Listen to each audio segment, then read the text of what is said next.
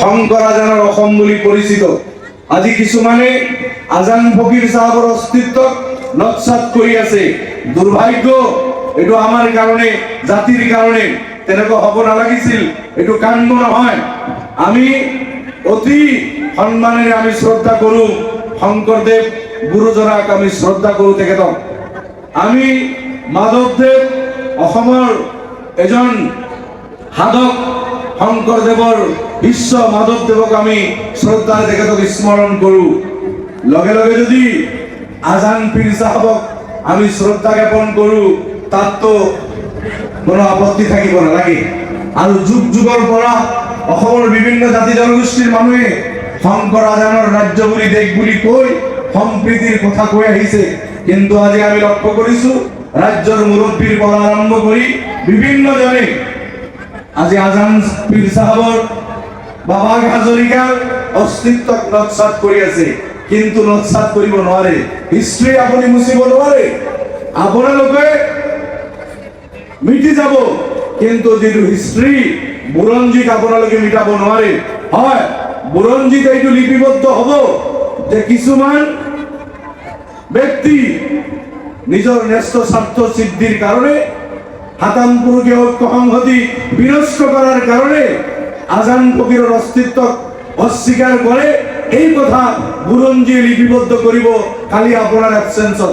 গতিকে তেনেকুৱা চেষ্টা কোনেও কৰিব নালাগে। যে নহওক, আমি সদায় সকলোৱে মিলিজুলি থকাটো বিচাৰোঁ, আৰু এইটো আমি মনে প্ৰাণে বিচাৰোঁ, আন্তৰিকতাৰে বিচাৰোঁ।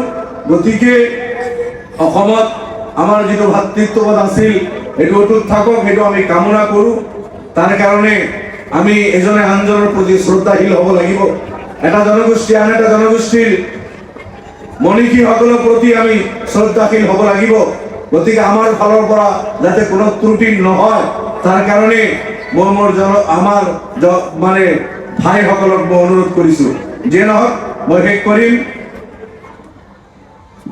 শিক্ষা দীক্ষা আই মাতৃসকল আছে, নিজৰ ঘৰত ল'ৰা ছোৱালী আছে, ল'ৰা ছোৱালী শিক্ষাৰ প্ৰতি আপোনালোকে যত্নৱান হ'ব। নিজে একজন কাপোৰ কম পিন্ধি, এসাঁজ কম খাই আমি আমাৰ ল'ৰা ছোৱালীক শিক্ষিত কৰিব লাগিব। আমাৰ ল'ৰা ছোৱালীৰ শিক্ষা দীক্ষাৰ লগে লগে চৰিত্ৰ গঠনৰ প্ৰতি আমি গুৰুত্ব দিব লাগিব। আমি যদি চৰিত্ৰ গঠনৰ প্ৰতি গুৰুত্ব নিদিওঁ, আপোনাৰ ল'ৰা ছোৱালী স্কুল কলেজ ইউনিভাৰ্চিটিত যাব, কিন্তু পথভ্ৰষ্ট হোৱাৰ সম্ভাৱনা থাকে যদি চৰিত্ৰ গঠনৰ প্ৰতি আমি গুৰুত্ব নিদিওঁ। কালি আপোনাৰ মোৰ ল'ৰা ছোৱালী মদ, ভাং, জুৱা, ড্ৰাগছ এইবিলাকৰ নিচাত যাতে আসক্ত নহয়, তাৰ কাৰণে চৰিত্ৰ গঠনৰ প্ৰতি আমি গুৰুত্ব দিব লাগিব। সেইকাৰণে গাৰ্জেনসকলক কৈছোঁ, ল'ৰা ছোৱালী শিক্ষা দীক্ষাৰ লগে লগে সেইসকলৰ চৰিত্ৰ গঠনৰ প্ৰতি, মৰেল টিচিঙৰ প্ৰতি আপোনালোকে যাতে গুৰুত্ব দিয়ে, সেইখিনি অনুৰোধ থাকিল। মই আকৌ এবাৰ ধন্যবাদ জ্ঞাপন কৰিছোঁ কাদং অঞ্চলৰ বন্ধুসকলক, বিশেষভাৱে কাদং বজাৰ কমিটি, আপোনালোকৰ উদ্যোগত চলি থকা এই মাঘ বিহুৰ উৎসৱ। অসমে দেখক, আমাক সদায় তেখেতসকলে ব্লেম কৰে, কিবা কিবি, কেতিয়াবা অচিনাকি, কেতিয়াবা অচিনাকি, কেতিয়াবা সন্দেহযুক্ত, কেতিয়াবা বাংলাদেশী আৰু কিবা কিবি কৈ তেখেতসকলে কৈ থাকে। কিন্তু এই কাদঙত আজি ৭৩ বছৰৰ পৰা মাঘ বিহু উদযাপন কৰি আহি আছে আমাৰ এই অঞ্চলৰ ব্যক্তিসকলে। গতিকে আপোনালোকে আহক, আমি ইনভাইট কৰিছোঁ যিসকলে সমালোচনা কৰি আছে, যিসকলে আমাৰ অঞ্চলৰ জনগণৰ মনৰ কথা আৰু ব্যথা আপোনালোকে উপলব্ধি কৰিব নোৱাৰে, আপোনালোকক ইনভাইট কৰিছোঁ। আপোনালোকে জনিয়া, বাগবৰ, চেগা, জলেশ্বৰ, ধুবুৰী, শালমাৰা এই অঞ্চলবিলাকত আহক, আমি আপ্যায়ন কৰিম। আমি আপোনালোকক অতিথি হিচাপে ৰাখিম। আমাৰ অঞ্চলত আপোনালোকে আহক, ষ্টাডি কৰক, আমাৰ মানুহখিনিৰ মন মানসিকতা আপোনালোকে চাওক। নিশ্চিতভাৱে আপোনালোকে যেনেকৈ ভাবি আছে তেনেকৈ নহয়। আমাৰ পূৰ্বপুৰুষেও ৰাষ্ট্ৰ স্বাধীন কৰাৰ ক্ষেত্ৰত তেজ দিছিল। এই ৰাষ্ট্ৰ স্বাধীন কৰাৰ ক্ষেত্ৰত সকলো জাতি জনগোষ্ঠীৰ তেজ আছে। অন্য জাতি জনগোষ্ঠীতকৈ আমাৰ পূৰ্বপুৰুষৰ তেজ কোনো গুণে কম নাই। সমানে সমানে কান্ধত কান্ধ মিলাই, হাতে হাত মিলাই ৰাষ্ট্ৰ স্বাধীন কৰাৰ ক্ষেত্ৰত ভাৰতত বসবাস কৰা হিন্দু, মুছলিম, শিখ, বুদ্ধিষ্ট, ইছাই, জৈন সকলো সম্প্ৰদায়ৰ মানুহে তেজ দিয়ে ৰাষ্ট্ৰ স্বাধীন কৰিছে। আমি স্বাধীন ভাৰতৰ নাগৰিক। ভাৰতৰ এটা সুন্দৰ, সৰ্বাঙ্গীন সুন্দৰ এটা সংবিধান আছে। সংবিধান প্ৰদত্ত অধিকাৰ সকলে উপভোগ কৰিব লাগে। গতিকে অযথা এজনে আন্দোলন টার্গেট করি, এজনে আন্দোলনের বিরুদ্ধে ষড়যন্ত্র করি শাসক গোষ্ঠী সমদৃষ্টিত সকলক চাব লাগে। তেনেস্থলত যদি বৈষম্য স্বীকাৰ কৰে কথাটো ঠিক নহয়। যে নহওক মই সেইফালে নাযাওঁ, মই দীঘলীয়া কৰিব বিচৰা নাই। মুৰব্বী সন্মানীয় সভাপতি ডাঙৰীয়া এই অঞ্চলৰ কিছু সমস্যাৰ কথা মোৰ দৃষ্টিগোচৰ কৰিছে। মই অৱগত, কিছু কাম কৰাৰ চেষ্টা কৰিছো, এতিয়াও কিছু কৰিব লগা আছে। বিগত দিনবোৰত আপোনালোকৰ অখণ্ড আদৰ পাইছো, আপোনালোকৰ সহযোগিতাত মই বাৰ বাৰ বিধায়ক নিৰ্বাচিত হৈছো আৰু কিছু কাম কৰাৰ প্ৰয়াসো কৰিছো। মোৰ মনত পৰে, মই যেতিয়া 11ৰ পৰা 16লৈকে বিধায়ক আছিলো, জনিয়াৰ পৰা কাদঙৰ এই ৰাস্তাটো পকী নাছিল। সৰ্বপ্ৰথম মই বিধায়ক হৈ ব্লক দি ব্ৰিক দি এই ৰাস্তাটো কিন্তু পকী কৰিছিলো। চলাচলৰ এটা তেতিয়াৰ পৰাই জনিয়াৰ পৰা কাদং এই ৰাস্তাটো সুচল হৈছিল। হয়, আশে পাশে আৰু ৰাস্তা কৰিব লগা আছিল। তাৰ পিছত এইবেলি আপোনালোকে দেখিছে, আগত ৰাস্তা ঠেক আছিল। এইবাৰ বহলীকৰণৰ যেতিয়া গভৰ্ণমেণ্টে স্কিম দিয়ে, জনিয়াৰ পৰা কাদংলৈকে আপোনালোকৰ এই ৰাস্তাটো বহল কৰি দিছো। 5.5 মিটাৰ বহল হৈছে। মই ভাবো আগতকৈ গাড়ী মটৰ চলাচলৰ কাৰণে যথেষ্টখিনি সুবিধাজনক হৈছে। কাদঙৰ পৰা কান্দাপাৰালৈকে বহুবাৰ আমি পঞ্চায়তৰ প্ৰতিনিধি বাইদেউ আছে, প্ৰেচিডেণ্ট আছিল, মই LED কিবা কিবি দি জোৰা মাৰি চলাৰ ব্যৱস্থা কৰিছো। কিন্তু বাৰিষাত আপোনালোকে বহুত কষ্ট কৰিছে। কিন্তু আজি কাদঙৰ পৰা কান্দাপাৰাৰ ৰাস্তা আপোনালোকৰ ধুনীয়া ৰাস্তা পকী কৰি দিছো। এই ৰাস্তাখিনিও হৈছে। মোৰ মনত পৰে আপোনাৰ তেতিয়া অসম চৰকাৰৰ হৈ পৰিভূষণ চৌধুৰী ডাঙৰীয়া আহিছিল আৰু মই নিজে বাই ইলেকশ্যনৰ পিছত নিৰ্বাচিত হৈ যি কম সময় পাইছিলো, সেই সময়ৰ ভিতৰত কাদং মাথাউৰি গৈ গৈ আপোনাৰ গাগলমাৰীলৈকে সুইচ গেট সহ কিছু ঠাইত প্ৰটেকশ্যন সহ এই মাথাউৰি ডেভেলপমেণ্ট আৰু গ্ৰেভেলিঙৰ কাম প্ৰায় 14 না 16 কোটি টকা ব্যয় সাপেক্ষে এটুত চলিব পৰা অৱস্থা আছিল।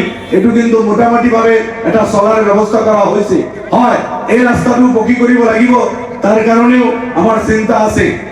কাদঙৰ পৰা সোণপুৰৰ পৰা কালামপুৰ হৈ আপোনাৰ গোবিন্দপুৰৰ ৰাস্তা, এই গাঁৱৰ মাজত কিন্তু ৰাস্তা নাছিল। হয়, আজি ৰাস্তাটো ডেমেজ হৈছে, কামটো ইমান ভাল হোৱা নাছিল। ল এৰিয়া আছিল, ঠিকাদাৰক ঠেলি ঠেলি ৰিকুৱেষ্ট কৰি কামটো ড্ৰপ হৈ গৈছিল।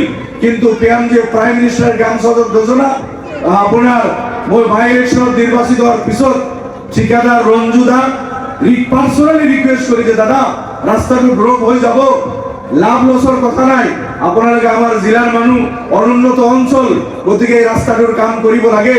পাৰ্চনেলি তেখেতক ৰিকুৱেষ্ট কৰি সৈমান কৰাই তাৰপিছত তেখেতৰ হতুৱাই সোণপুৰৰ পৰা কাদং বজাৰ হৈ গোবিন্দপুৰলৈকে এই ৰাস্তাৰ কাম কৰিছো। মোৰ যে কাৰ্যকালত হৈছে আপোনালোকে সাক্ষী। নদীৰ কথা কৈছে আমাৰ সন্মানীয় ব্যক্তি। হয়, গৰাখহনীয়ে আমাক বহুত উদ্বাস কৰিছে। স্বাধীনতাৰ পিছৰ পৰা কোনো এটা চৰকাৰে আমাৰ এই অঞ্চলবিলাকত নদী প্ৰটেকশ্যনৰ গুৰুত্ব দিয়া নাই। আজি আমাৰ সভাপতি ডাঙৰীয়াও জানে, তেখেতসকলে বহুত আন্দোলন কৰিছে এই লৈ, আমিও কৰিছো।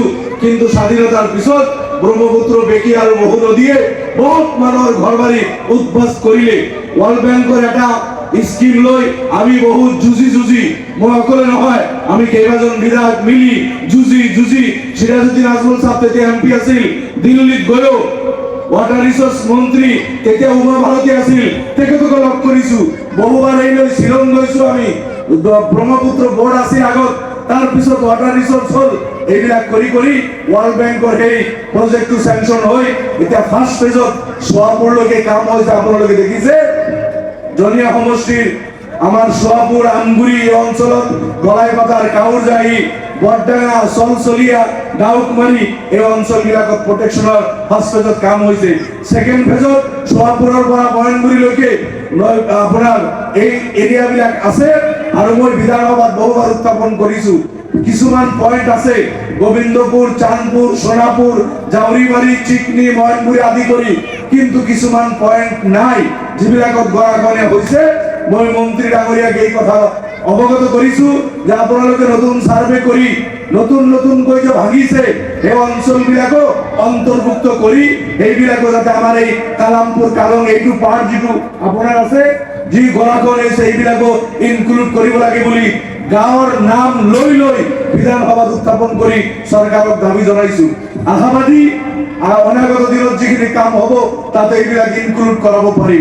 এতিয়াতো সন্মুখত নিৰ্বাচন এমাহ দুমাহ আছে, আশীৰ্বাদ কৰিলে আপোনালোকে আল্লাহ যদি সুযোগ দিয়ে নিশ্চিতভাৱে এই কথা বাৰ্তাবিলাক দৃষ্টিত থাকিব। বজাৰৰ কথা কৈছে সন্মানীয় মুৰব্বীয়ে যে বজাৰৰ পানী ওলাব পৰা অৱস্থা নাই, হয় কথাটো। আপোনালোকে জানে যেতিয়া আমাৰ এই পঞ্চায়ত নিৰ্বাচনৰ আগত এবছৰমান পঞ্চায়ত বডি নাছিল, তেতিয়া ফাণ্ডবিলাক সিও ডিসি বিডিও এখেতসকলে ইমপ্লিমেন্ট কৰিছে।